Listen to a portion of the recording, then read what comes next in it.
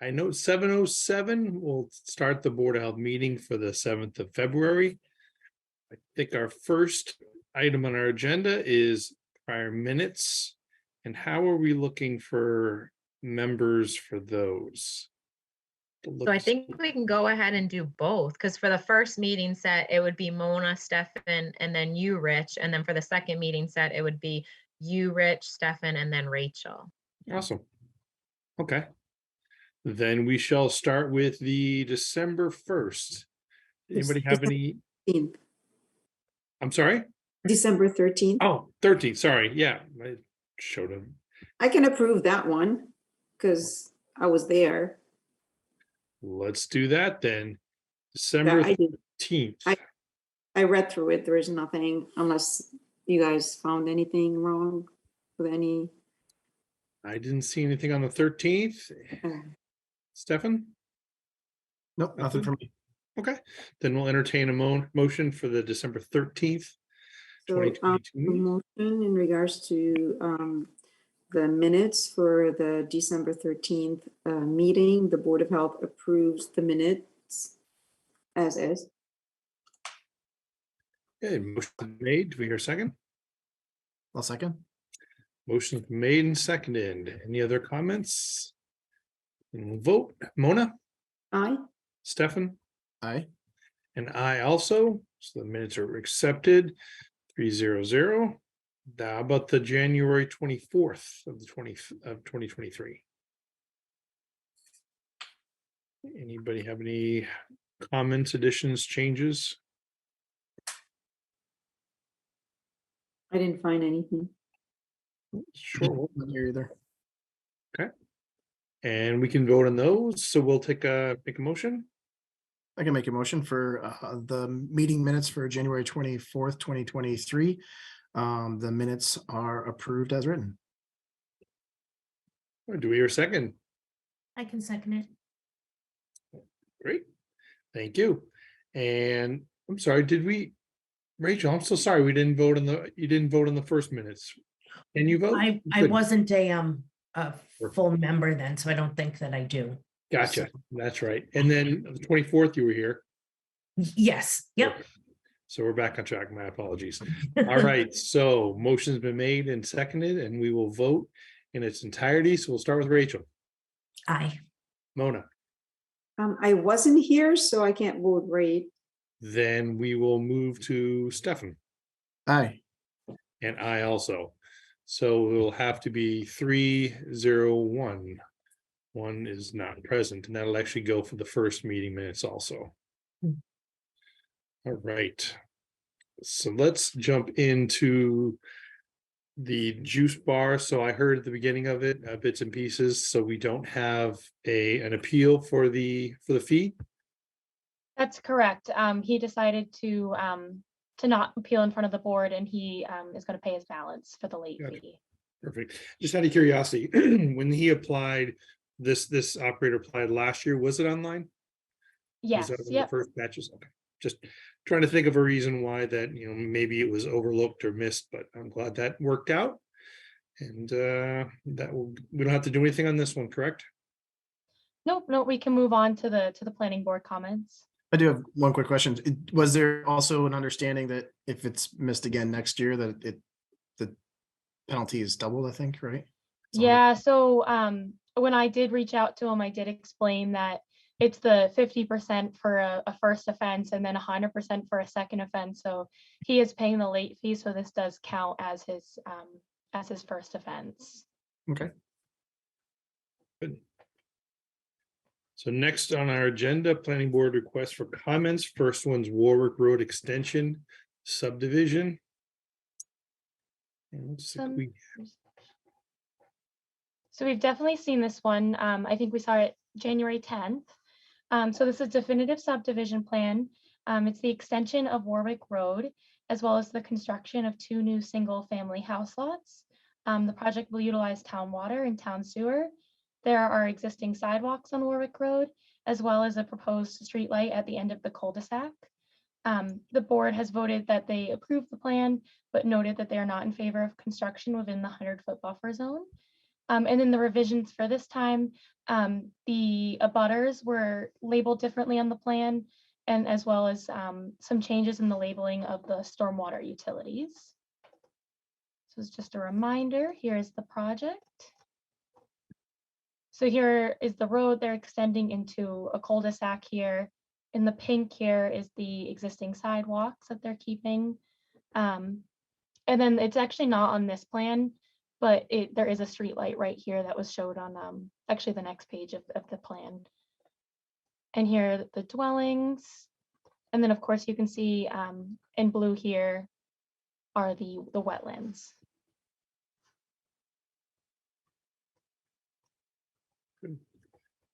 Anybody have any comments? Looks like the abutters and labeling of the stormwater utilities, so nothing really different. Our objection to the building the wetlands still applies, of course. Anybody want to make a motion on this? Do we just, like typically we do talk about like sidewalks and everything. I know that it looks like the existing sidewalk is kind of not really to the cul-de-sac. Yeah, so it does. Oh, sorry, Brenda, did I cut you off? Oh, sorry. So it does look like the sidewalks do stop here. I don't know if it's because it's just the two homes. Typically, we see the extension of the sidewalks when it's the multiple units. But I certainly there was no mention of extending it further than that in the plans. I mean, I think the risk is pretty low with only two buildings for sure. I mean, it's just something that we typically recommend. Right. Most other situations like this, I don't know if we, for consistency sake, stay consistent, or I don't know, just a thought. I would agree with you. I think that's kind of our standard request, and we can recommend just that it's listed in there, and that if it does come up that there's a reason why they didn't, or it's not part of the design, it's not a game changer, but you can definitely add that in. To make a motion, Stephen? Yeah, I can make your motion. So in regards to the Warwick Road Extension definitive 2-lot subdivision, the board would like to reiterate that we are not in favor of construction within the 100-foot buffer zone, and that basically the same comments from our previous meeting on January 10th, 2023. But in addition, the board would like to recommend the addition or the construction of sidewalks that do accommodate all the way through to the cul-de-sac. Very How good. about the opposite side, though? Like, I noticed the opposite side, it's only on one side, the sidewalk. That's How correct. about Yep. we revise it so that the sidewalk is accessible for all homes and on both sides of the street, if it's feasible? You can recommend it for sure. I'll second that. Great. Motion's been made and seconded. Any other comments? Great catch, Stefan. We'll vote on it. Start with you, Steph. Aye. And we have Rachel, Aye. Mona. Aye. I also. So 4-0-0. Motion with comments have been submitted. And last one we have is the Bruin Court, 965 West Street. It's a 2-lot subdivision. So this is, I think this is the first time the board has seen this plan. So it's a definitive subdivision. So it's an existing lot that they're looking to separate into 2 lots. So there is an existing house on the property, and then the construction of a second house is proposed for the new lot. The proposed plan also includes the construction of a private driveway for the 2 houses. And then it will utilize a private well system, as well as an on-site sewage disposal system. Are they going to be sharing the same driveway, Megan? Yeah, so it looks like it's going to be almost like a cul-de-sac. So it looks like off of West Street, they'll come in the same way. And then, so you can see here is the existing house. And then this is gonna be the lot that they're gonna separate, lot 1 and lot 2. So I would assume that they'd put the house on this lot. It's not labeled on the plan. So I would assume they would have separate driveways off of this cul-de-sac. So are they planning on building the second house within the 100-foot buffer zone? Or is that? Yeah, because they don't have the 100-foot buffer zone here. This is just the outline of the wetlands. So I would assume anywhere on this property, it would be within the 100-foot buffer zone. Right. Where's the existing house? I'm sorry. Let me scooch over right here. Gotcha. And that's outside of at least The the wet- wetlands. Yeah. Right, yeah. So the wetlands are here in the green. Mhm.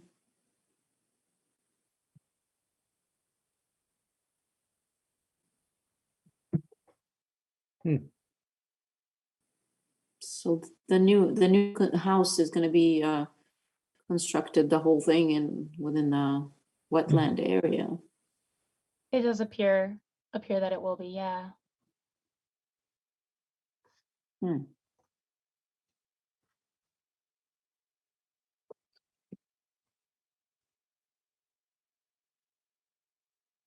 Yeah, that's absolutely in there, huh?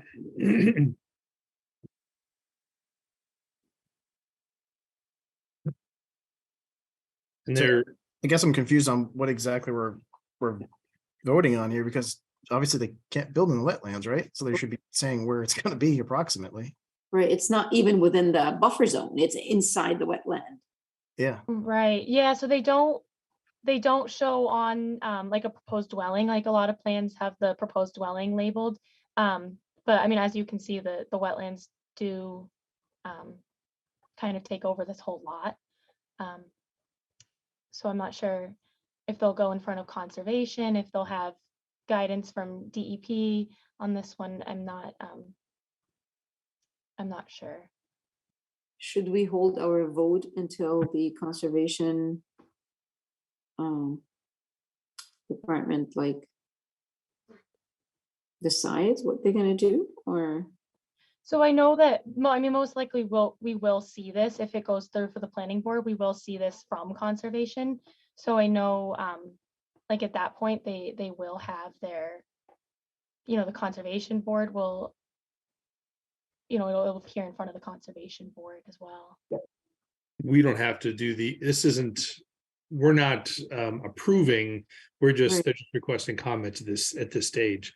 So we can be pretty clear that, I mean, the idea of a private well, there's gonna be plenty of water. But the on-site sewage is in the wetlands. So this is Potentially. oh, sorry, I didn't mean to cut you off, Reg. This is a definitive subdivision, so the board does need to, it is an approval or not vote. So it is, you do need to kind of specify within the vote whether the board approves or not. And I think this is one of those cases that's pretty clear that we would not support, and we could make a motion to that effect. I'll make a motion regarding 965 West Street definitive 2-lot subdivision. The planning board is requesting comments.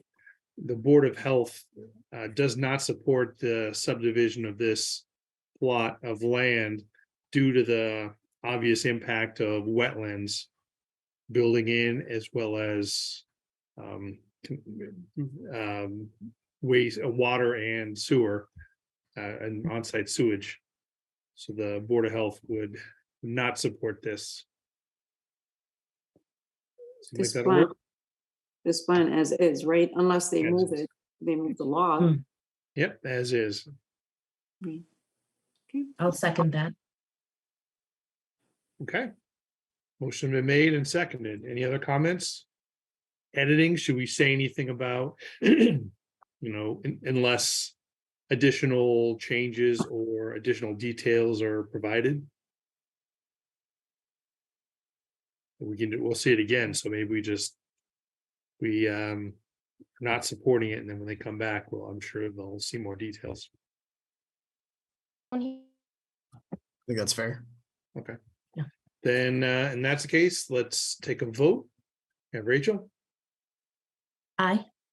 Mona, Aye. Stefan, Aye. and I also. So the motion, the comments are submitted that we do not support this subdivision due to the impact of the wetlands.